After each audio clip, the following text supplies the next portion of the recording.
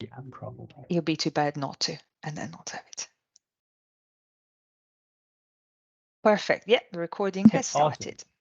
No problem. Thank you so much for letting me know. I would also really like to start to begin the session by acknowledging that we are in Mi'kma'ki, which is the unceded and ancestral territory of the Mi'kmaq people of Turtle Island, which is also known as Canada. And I think that when we come together like today or any time that we really come together as institutions and with students, we are reminded to be guided by a spirit of welcome, of respect, of stewardship and connection, both to the land and to its people. That's very important. And I hope that whenever you arrive in Nova Scotia, you will take the time to learn more about Mi'kma'ki and Nova Scotia and Turtle Island in general. I'm very grateful for the time that we will be spending here together. And I also want to thank you for this. Today, we're really going to learn two concepts. One is we'll look really deeper into rental scams and what are rental scams, because some of you might be looking for homes and housing for the first time and not really be aware of rental scams. And then the second point is how you can protect yourself from bad rental experiences, because they do happen. Not always, but they do happen. So that's important to know. So what is a rental scam? So the definition would be a rental property listing scams typically aims to steal money or other data from interested renters. If we break it down, so like the interested renters would be anyone who's looking for a house or a place to live. There could be a room, it could be a shared room, a house, an apartment, anything that runs into some listings through rental properties or property owners, any place that then ends up not being how they thought it would be, and very often they lose money. So when you're looking for housing and then you end up losing money because maybe the place didn't exist or sort of thing. So this is how we recognize a rental scam. It's what we say is a rental scam. It's never your fault if you happen to be a victim of a rental scam. Always ask for help. You can ask your institution. But we're here to help you. I just don't want any students to feel that sense of shame. Oh, I should have known better, or I should have done this. It's not your fault. So please keep that in mind and look for help. And sometimes what I do with students, it's also very good to ask, like, I am finding in this situation, I am about to give out some money. Is that okay? Like, is that something you would suggest I do? We're here to help you. We're going to give you some examples because we think it's the best way to make you feel aware. So of the situation. So the first rental scam is a classic too good to be true. So this is for those of you who don't know yet, like it's a very difficult say rental market. So finding housing is really hard to find. So if you find something that is too good to be true, like the price is really low, while in the rental market is actually quite expensive. It could be a false listing. The property owner doesn't care too much to screen you, finding out you have references if you can afford the place. So how the process works usually is that you always have to demonstrate that you have some money or some good references that you can afford the place. So if this doesn't happen, if they're just like, oh, I really like you, I trust you, I want to give you the place is perfect for you, centrally located, and all these beautiful things, but they don't put in the effort of screening you, knowing that you have references or you can afford the place, it might be a false listing. So a good thing to do is looking at comparable properties in the same neighborhood and area. Why is that property particularly, why is the price so low? If the property owner doesn't care about screening you, they might think the rules for them and for you don't exist, or they might just want to do things just in a very easy way so that you put down deposit and then you lose your money. So keep in mind these 2 points. The second rental scam or flag that something is really wrong and when there's a very urgent demand for a cash deposit. Yes, it's a market that is moving really, really fast, and yes, you have to act fast. And then if you want a place, you need to see it, and then once you view it, you need to put down a deposit. but you cannot be pressured to send any cash deposit or anything before you're viewing a place or signing a lease. So viewing a place can happen virtually. You can have a video call or in person, but it's only after you've ensured yourself that the place is how you like it to be that then you can sign agreement, hopefully, or a lease is the same word, or a contract is also the same word, and then you can put down some money. So when they're really pressuring you and saying, well, if you don't pay in the next couple of hours, the place is gone, that's a lot of pressure to put on someone. So you should be suspicious. You have no obligation to make any deposit until a lease, also contract or agreement, these are all the three words, is signed. And the deposit should not be asked in cash. If you're paying cash, because it's the only way that the person wants you to be to pay for the deposit, you have to have an official receipt. Otherwise, it's like my word against yours, and cash vanishes, and you really have high chances to lose money. So it's always better to use ways to track the payments. The third one is when there's just too much information that you're asked to give. So while it's very normal for a person that they want to know if you're studying, maybe, employment information, that's okay. When you're asked stuff like your social insurance number, also called SIN, credit card, or even bank information before you've even seen a property, that's something a little bit wrong. So your social insurance number should never be disclosed. That's personal, very personal. Credit card, there's no need. And a bank account could just be disclosed as part of the rental application, okay? But once you decide on a property, one, you're interested and you're about to sign a lease, and that's part of the application. You might also be asked for bank statements. Talk to your bank to do so safely. But you've seen a credit cards are never required. So when they want to know really particular information about this, walk away from that. It's going to be dangerous for you to disclose this. The fourth rental scam is basically when someone is reluctant to use any traceable payment methods. As I said, paying cash is dangerous in this sense because it doesn't leave any trace. So if a property owner only wants cash, no receipts, they're just really happy with a handshake, they don't want to sign an agreement, a lease, a contract. They're just happy with like, yeah, the room is yours. This is not good because then you could come back after them and say, I've actually paid or something. And they could just say, no, it has never happened. So do not enter in a lease agreement with someone that insists on being paid in cash and never giving you receipts. And really avoid verbal leases and contracts because they do have a weight in the legislation, I think, in the law. So they are valid, but then it's really difficult to say, actually, you said ABC, something, and now you're talking about FG and something else. So it's very difficult. Why? Whenever you have everything down in writing, it's much easier to prove your case and to say these were the agreements and a few things are happening or not. So I am passing it over to my colleague. All right. Thank you, Ilaria. Let's move on to rental scam number 5. So it is basically not being able to view the apartment, the house, or the basement that you are renting. Even though you are abroad or out of the country currently, you can still arrange for a video call or perhaps have a friend, if you already have a friend here, to drop by and visit the place. You should always take a look at the place before making a lease or arranging a lease with them. Okay. Some scams have already been going around, and in this situation, they are non-existent. And because people are quite desperate for housing, often they take a lease or take a place without taking a look at the actual apartment, house, or basement, whatever you may be renting. Look for signs such as switching view dates. So I am unavailable right now. Something came up. Oh, I'm sorry. I had to leave the country very quickly, and so on and so forth. So just make sure that you view the place before you actually sign anything. And next slide, Ilaria. And some renters might be showing you photos. And these photos might not be in good condition, meaning they're blurry or they're not properly taken. Like, let's say they take a picture of the kitchen and it's not the full kitchen, it's only one section that looks really nice.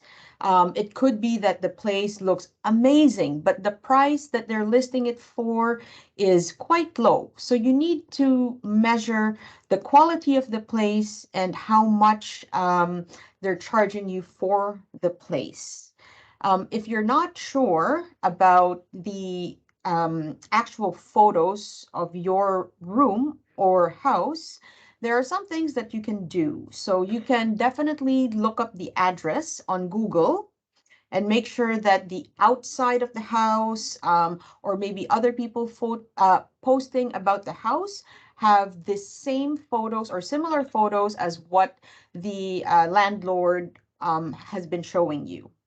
The other thing that you can do, sorry for the typo here, is to do a reverse search for the photos through Google. So if you have Google Assistant or Google Lens, you can actually put your camera on the photo and it'll show up in the search whether several websites or several places have posted the exact same photos. So, scammers might be recycling or reusing other people's photos to show you that, okay, this is the place that you'll be renting, when in fact that place does not exist or is no longer available. Rental scam number 7. So you cannot find anything about the property owner or the company you are renting from. And in this situation, you need to ask yourself, okay, does the rental company actually exist? Does the property owner exist at all? Please make sure to do a review of the company or of the location that you are renting from. So please be careful about signing anything without doing a proper review of the place.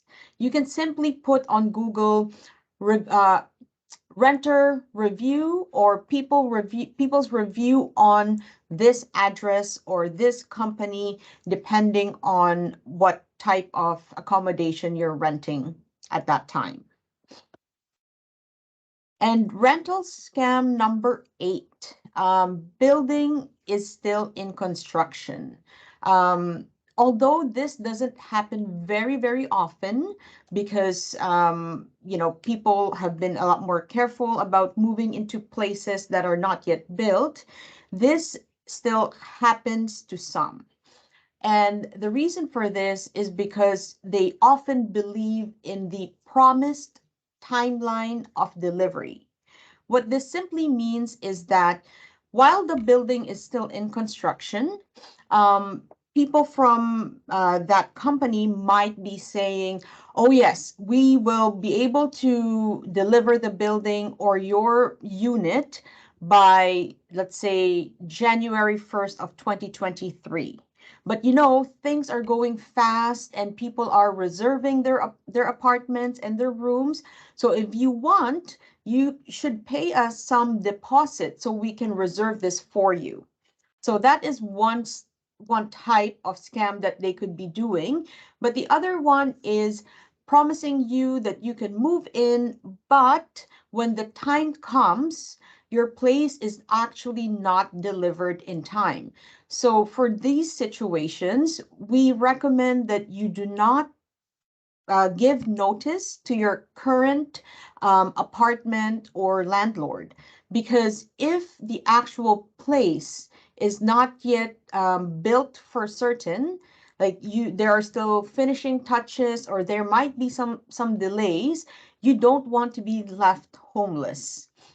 This has happened to a student of mine, I think a couple of years ago, and she believed in the false promise of delivering her apartment in time, but of course there's always delays and she had to rent a hotel for a full month because of that delay. So just be careful before signing a new lease or giving your notice to your current landlord. Okay, so these are some things that you need to watch out for as for scams, but we want to give you a few tips in renting generally. So on this slide, you'll see how you can protect yourself by being a good tenant. Um, you definitely have to be respectful. Respect of other people is important because you are sharing a space. Whether it's an apartment building, you might be the only person renting the apartment, but you are sharing the building space with other people. So please make sure to keep quiet times and observe being clean in your own apartment as well as the building. Recycling and garbage disposal in Nova Scotia is strictly followed. So, pay attention to what has to be recycled, what is organic, what is general garbage, because you don't want to be penalized, especially if you are renting a house and you have to get rid of the garbage yourself. But also you want to be respectful of how garbage is disposed in this province because we try to be as environmentally friendly as we can. Please make sure that you pay your rent on time. You set up reminders, do auto deposit if you're someone who is likely to forget. Often landlords would not be able to give a good reference if you're always late in your payment. And if you want to rent or move into another apartment next time, you need to have good references in order to be accepted. So, pay attention to when your rent is due. And of course, always follow the rules of your lease. If you don't follow the rules of your lease, your landlord could file a complaint against you. And most importantly here, pay attention to when you can leave your property. The standard lease of rent often gives you a 1 year automatic renewal of the property. If you do not give your notice 3 months in advance, your lease is automatically renewed. So please pay attention to details like that on your lease. That way you don't run into problems and create more stress in a situation where you might already be stressfully adjusting into your new life here. All right, on to you, Michaela. Great. So I am just going to go over a few slides on what it is you can do to protect yourself when renting. And that is when you move into an apartment, take photos. Before you move in your furniture, before anything, do a walkthrough and take photos of anything and everything. So that means taking photos of the general space, taking photos of the quality of the floor, the cupboards, the appliances, and especially any damage that you do find. So if you find that there are scratches on the floors, dents in the walls, there's been obviously pictures hung previously to you, and so there's nails in the walls, a cracked window. These are all things that you need to be taking photos of. Sometimes you can live through those things. It's not a big deal, but those are things that can come back at the end and be put on you. So you need to take photos and then send everything to your landlord. So notify them right away. These are the things that I found in the apartment that were broken, and whether they come to fix them now or they say, oh, that's fine, it's a scratch on the floor. At least they know that they did not come from you and they were before you. So use emails or text and save all of your communication. So when it comes to the intricacies or proof of quality when you move in and out, you need to do all of that via a savable method. So you want to have those communications as proof. And if something breaks while you're living there, notify your landlord or property manager with a photo right away.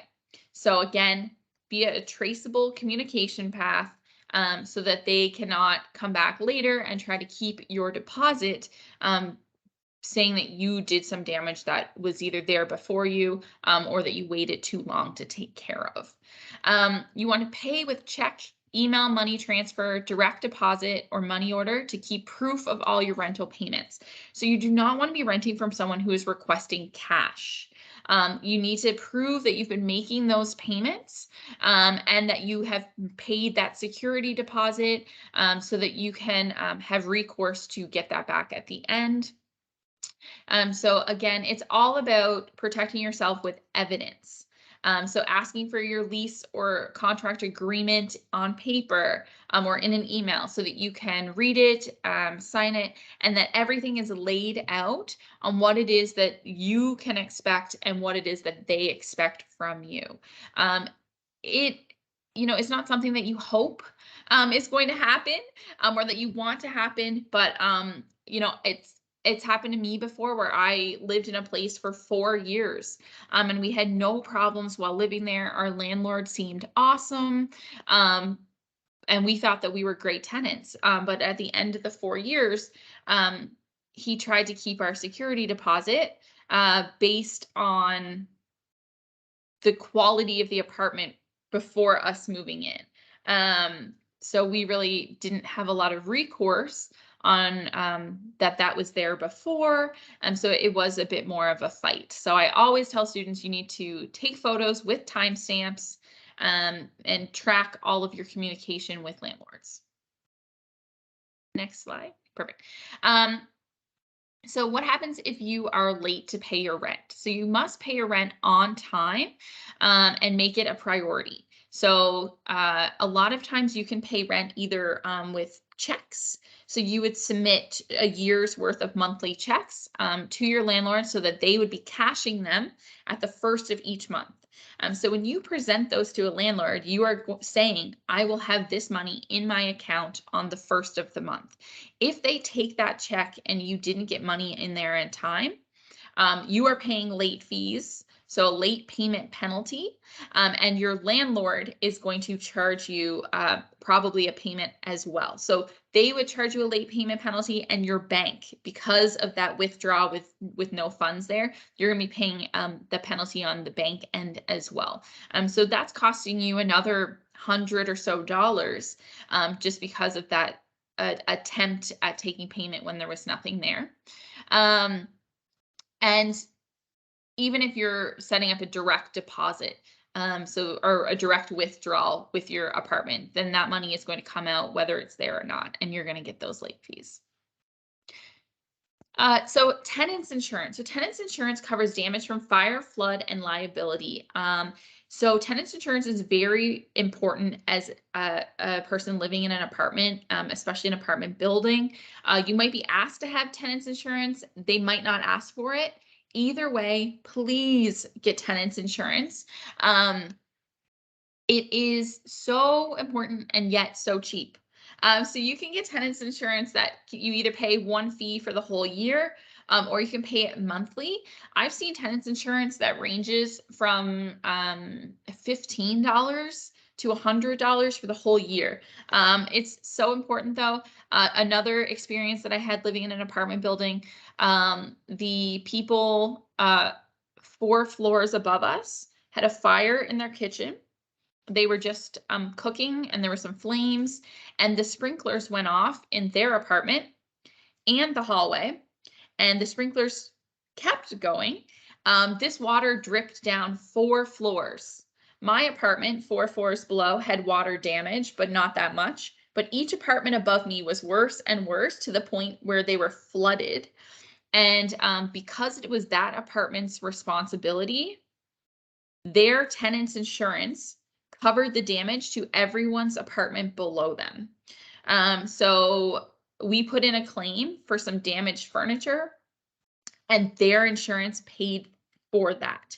If they did not have insurance, they could have been liable and sued for the damage to every apartment that had experienced water damage because of it. So that's why tenants insurance is so expensive, or sorry, so important, inexpensive.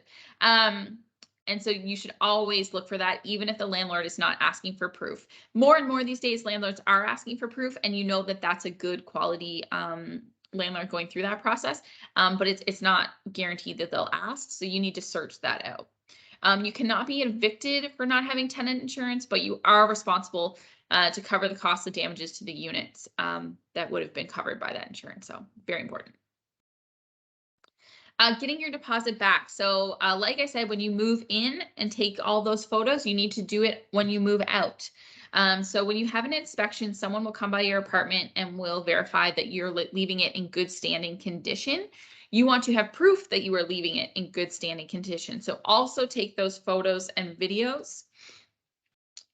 Save the pictures, point out in writing anything that did need repairing. So even if you had some slight wear and tear, you can point that out to the person coming through, and also in writing with the photos if needed. Because you do not want to have a walkthrough and someone say, yeah, looks good. Or you leave and they walk through after you leave, thinking everything is great. And then they come back to you and say that they have to keep your security deposit because there was something broken that maybe actually wasn't. So that's definitely something that you need to have proof of again. Good tenancy, if you break something or something breaks, you need to let the property owner know. So again, the more that you inform them of these issues, the less likely they are to try and take advantage of you for it. Yeah, and out inspection, take pictures and videos of everything. So that is the bookended progress. Take those pictures, videos, and any communication on broken or items needing repair should be done in writing.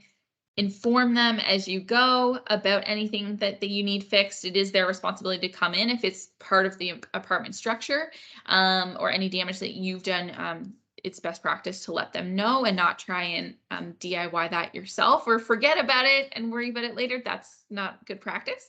And on your out inspection, again, photos, videos, and everything in writing. So that is our presentation on kind of those common scams, what to look for and how to navigate the process of being a tenant and not being taken advantage of by landlords. We are going to open up now for questions. So you can either write them in the chat and we will be able to read them out and answer them for you.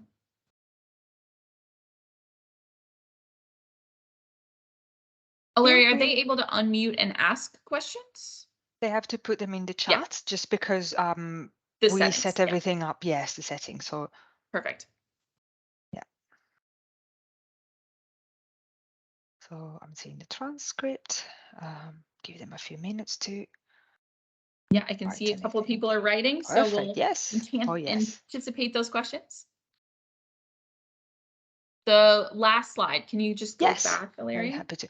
So it must be probably the one with all the contact details, I bet. Yes. So, oopsie, this one.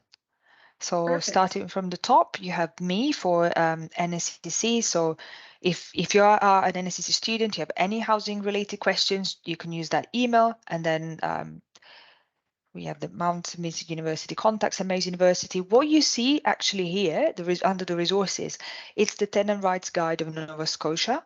So sometimes it can be a little bit complicated to understand and read, but we're also here to support you if you have any questions in that sense.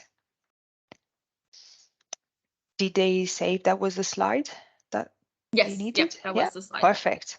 And you will receive a copy, like the webinar has been recorded, and we can also share the presentation slides.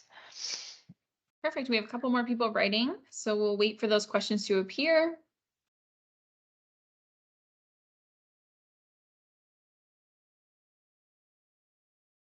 All right, so we have a question. Now more and more landlords are asking for their social insurance numbers on application forms. Should I insist to not provide it? Yes. no one has the right to ask you for a social insurance number because fraud and theft of identity is a real thing. So your institution and probably your bank are the only two institutions come, like your college or university. Sometimes they needed to like put it in their profile or your bank.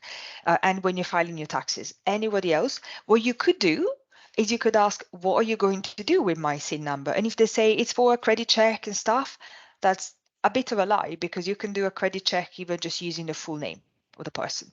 And if you're new to Canada, they will not be able to do any credit check anyways because you have no Canadian banking history or so on. So then there will be other ways to prove. But I would really be careful. Like the choice is yours. But the moment you're putting down something so private on an application and you have no idea about what they're doing, it's really super dangerous. So my advice to students to say, don't write it down. I don't know, you guys, if you advise the same, but I think you probably do. Yeah, no, I agree. Social insurance number is one of the most important things that you have to protect. Once someone knows your social insurance number and a little bit of personal information, such as your date of birth or maybe your postal code, which they would know because they're renting you the place, they can easily get your identity and you'll have a lot of financial difficulties in the future. And international students are not required to have social insurance numbers. So it's not something that is needed of you. You may not even have one. So that's important to remember as well. So the student says, I'm having a lot of difficulty trying to rent from my home country. What can I do? I think we can provide a little bit of general answer to that, but Giselle, if you could also write, is there like a specific problem that you're facing each time? That would be good for us to know.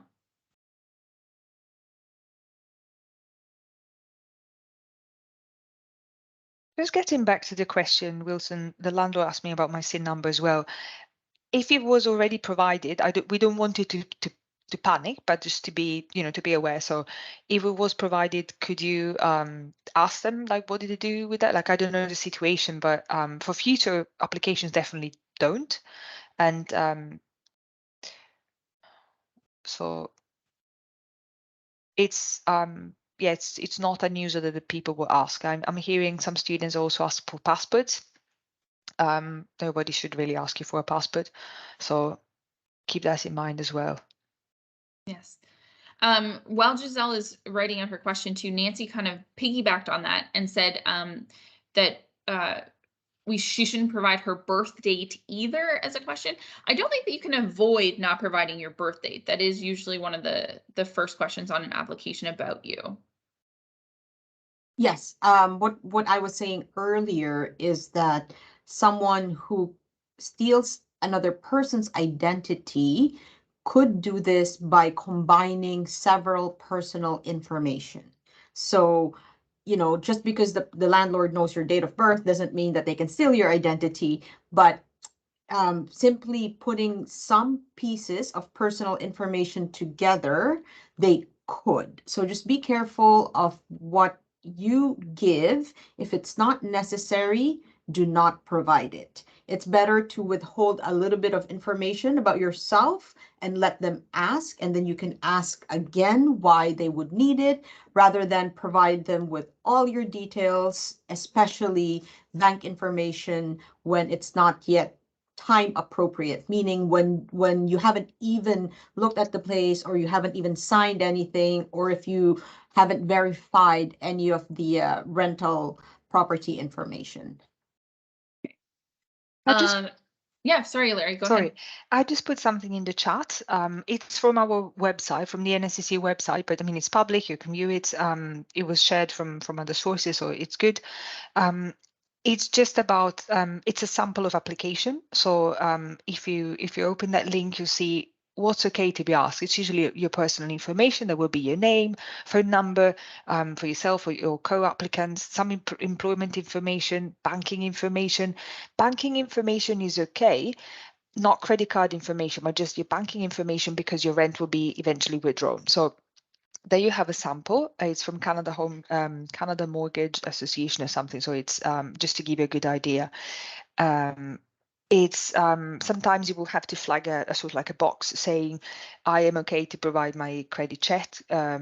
And as I said, as a newcomer, you don't have any really credit checks. So if you have to prove that you can financially take on a lease with other methods, that could be bank statements, and you want to ask your bank before you're downloading and disclosing things, ask what's the safest way to do. So just wanted to put it there. I think everyone has access to it. It's just a PDF from the site. Great. Giselle's question about finding a place while in her home country has gotten narrowed down to one item in particular, finding a place relatively near the university. So I think I can start with that answer because that's one of the biggest problems that our students are facing living in the south end of Halifax. So Halifax is a peninsula, which is kind of an island that's not an island. And our university is located on one end in particular that is right downtown Halifax. And it is hard to find housing close to the university at this time. There is a housing shortage in Halifax, and apartments in walking distance to universities are obviously some of the first ones to go. At this point, especially, it will be difficult to find a apartment close to St. Mary's campus. I'm sure it's very similar for the NSCC campus on the other end of the peninsula, and the Mount as well off a little bit from the city. But our best suggestion is to expand your area. So if you're still stuck looking down close to the university, the cost of the apartment is going to get increasingly higher because of the location. If you expand a little bit further, even outside of the peninsula, there are family areas with apartment buildings going up every day in some further little suburbs of the city, including the Fairview, Bears Lake area, Larry UTech, which is a great location actually for the Mount. The Dartmouth downtown area is expanding with apartment complexes as well. And those are just a short ferry ride across the city. So it's the same public transit pass that you would get from the university. So those apartments may be slightly bigger. They might be slightly less expensive than what's available downtown, but you are going to have to compromise on that distance from the university and figure out what a commute could look like for you. Our bus system here and our ferry system is adequate for sure. You just may have to expand your expectations on commute time. I think that a 45 to 1 hour commute by bus is not an unreasonable request when looking for apartments currently. Would you guys agree with that? Yes, 100%. Like you really need to expand your search, especially because of the housing shortage. So if you're very lucky and you find something within walking distance to your campus, that's amazing.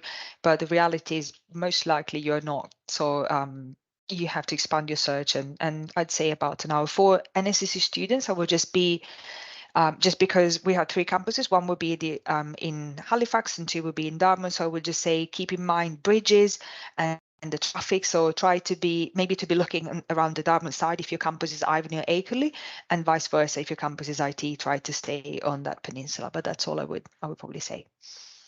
Yes, I definitely agree. And as Michaela said, do not be afraid to expand your search. Most of you will have a U-Pass, and this is the university transit that allows you to get on and off the bus as many times as you want without having to pay for it every single time. So, if you have to take 2 buses per day, that's okay because each ride, you don't have to pay for it individually. And yes, 45 minutes to an hour is quite reasonable.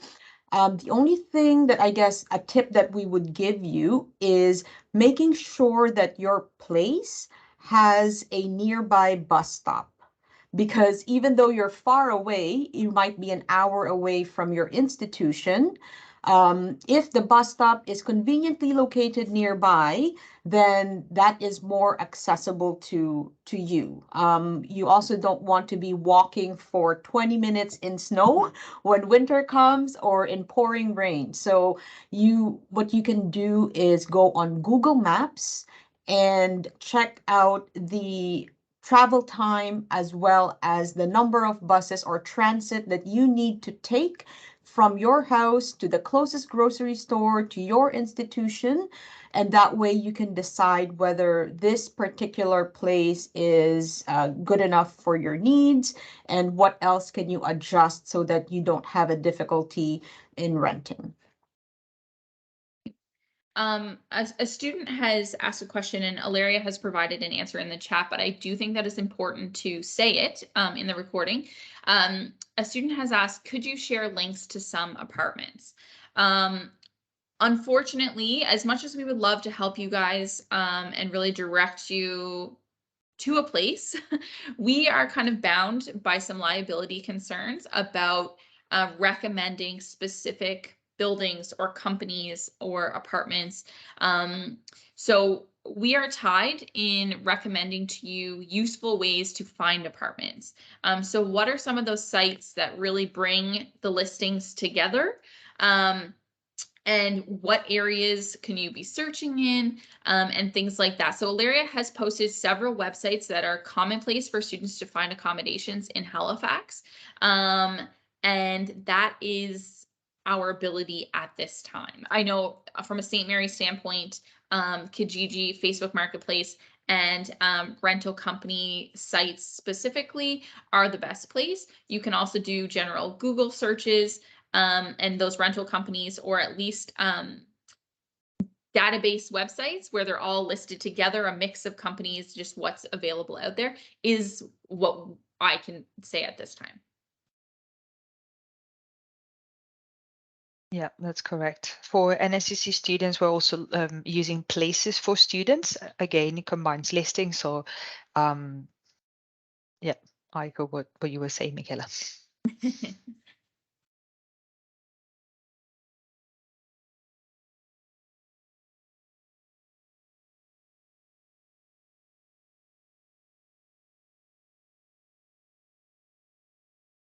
We do have a question about subletting. Kay, maybe you can answer, but everyone, some people rent a room from their apartments out to other people. Are these legal? So yes, in most ways it is. So it's not illegal to rent a room from someone's apartment, but it all comes down to the lease that you will be signing. You need to make sure that if you are renting a room from someone's apartment, that you are also part of that lease. Because if you're not part of that lease, anything that happens to you, you don't have any coverage. You're not legally in the contract, meaning your roommate or whoever was renting from you could easily kick you out and you have no rights to the place. So please make sure that the lease you are signing is covering you for what you're renting for, and you're not the only person who's on the lease as well. Because if you're the only person on the lease, that means that if other people decide to leave the place, then they're not responsible for paying the rent. So there are some things that you have to make sure when you sign the lease, but definitely renting a room in someone's apartment is legal. And like what Michaela said at the beginning, one of the terms that they use in Canada is subletting. So if a student, let's say, decides to go home for one semester, or maybe they decide to go on an exchange program and study abroad, they could be renting their room for a shorter period of time. And this is actually a good way for you to have a room secured while waiting for an apartment that you might be wanting to rent from, or if that place is not yet available, then it's a good short-term place to live. But please double check your lease. That way you're covered adequately, and the responsibility is not all on you. Also just wanted to say something when you're subletting and you're not so there are different you're subletting and as Kay was saying, you have a place and you're the person who's leaving and then coming back.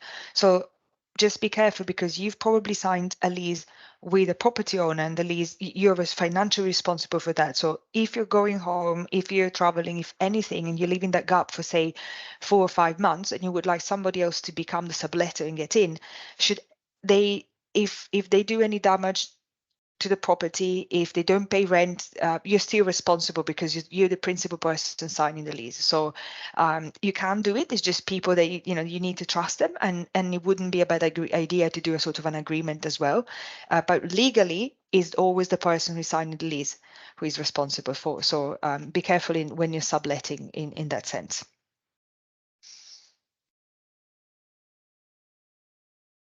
All right, I can see there's still some typing.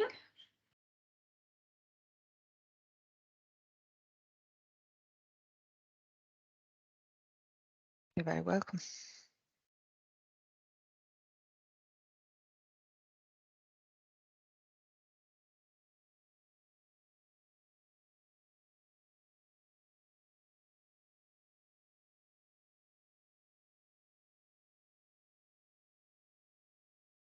While we're waiting for the question to appear too, I do think it's important to mention to you guys too about, we've talked about leases and contracts.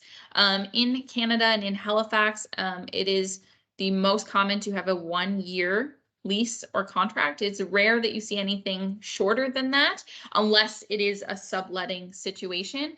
But leases are usually 1 year. You sign up for that 12-month stay, and at the end of the 12 months, it would usually, as Kay mentioned earlier, roll into another year's lease. Sometimes that is a full year automatically. Sometimes it is then considered what we call month to month, and you would just need to give a month's notice to leave. But you always need to, before that year is up, 3 months before, discuss with your landlord your plan, because you may need to submit in writing that you plan on staying, that you plan on leaving, or that you would like it to become month to month. So if you're looking for a lease that is shorter than 1 year, that would be very hard to find in Halifax, and you need to keep that in mind when looking. I've just added something to the chat because I think it's a very useful guide that is not too full of like very, very legal terms. So I find it's a guide from DAL Legal Aid and it's very easy to follow and to read. So if at any point during your tenancy you have questions about the deposit, what do I do? You can always refer back to that. And I don't think we mentioned about how much students should be given as a security deposit. And that's something that always comes up. We like, I was asked for like 2 to 3 months, first and last month. Is that okay?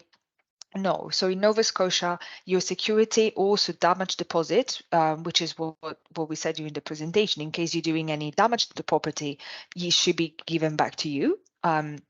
It's only half the month of your rent. So say that you're paying, just as an example, $1,000 per month, all they can ask you is $500. So asking you for key monies, for application money, that's not okay.